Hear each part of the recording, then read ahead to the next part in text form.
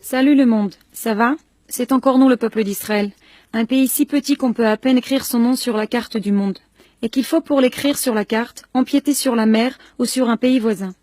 Le seul pays dont disposent les Juifs, où ils sont libres de parler leur langue sans crainte ou hésitation, de vivre leur vie et d'être à l'abri d'un autre génocide, comme ils en ont subi il y a près de 70 ans. Juste un petit rappel, car vous avez tendance à avoir la mémoire courte.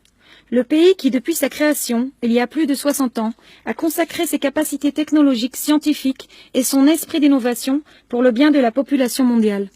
On a juste une toute petite demande pour vous. Mais pas d'inquiétude.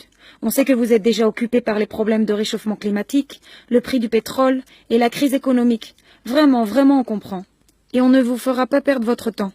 Tout ce qu'on vous demande, c'est de tout simplement nous écouter cette fois-ci. Ces jours-ci, l'armée israélienne mène une vaste et douloureuse opération militaire sur des territoires envahis de terroristes. N'oubliez pas que vous les appelez aussi comme ça, qui commettent des atrocités en s'attaquant à des civils innocents. Une opération qui, on l'espère, restaurera la paix et la sécurité pour des millions d'Israéliens et mettra un terme à l'envoi des milliers de roquettes qui les visent. Beaucoup de personnes ont dû s'absenter de leur travail, des familles entières ont dû annuler leurs vacances et tout laisser en plan pour se consacrer à la riposte contre des roquettes qui ne font même pas la différence entre un tank et une cour d'école. Contre ceux qui croient qu'il est approprié et justifié d'utiliser leurs propres enfants comme des boucliers humains et qui pensent que tirer des roquettes en se mélangeant dans des zones densément peuplées de civils est une raison légitime.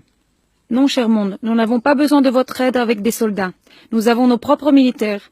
Ils sont bien entraînés, pleinement motivés, et croyez-nous, ce sont les meilleurs. Le meilleur investissement de notre pays. Nous ne voulons pas d'armes aussi. Nous développons nous-mêmes les nôtres et investissons des milliards chaque année dans la technologie la plus avancée pour s'assurer que des enfants innocents ne soient pas blessés. Et nous avons mis des moyens importants de prévention et de défense avec notre dôme de fer entre autres. Des experts militaires de tous les coins du monde viennent apprendre de nous comment combattre dans une guerre asymétrique. Malheureusement, quand vos voisins menacent votre existence même, vous devenez un expert en la matière. Nous n'avons pas besoin non plus de votre support et de vos commentaires si c'est trop difficile pour vous. Même si ce serait appréciable. Mais nous comprenons que vous dépendez du pétrole arabe.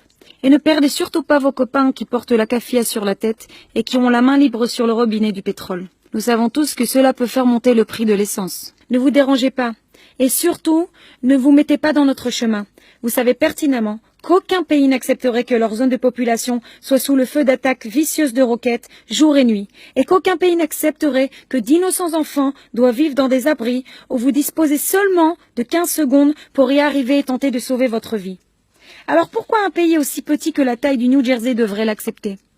Aucun pays ne mettrait autant de retenue alors que ses citoyens de tout âge deviennent la cible d'une organisation terroriste d'extrémistes soi-disant religieuses. Le peuple d'Israël veut juste défendre son droit d'existence.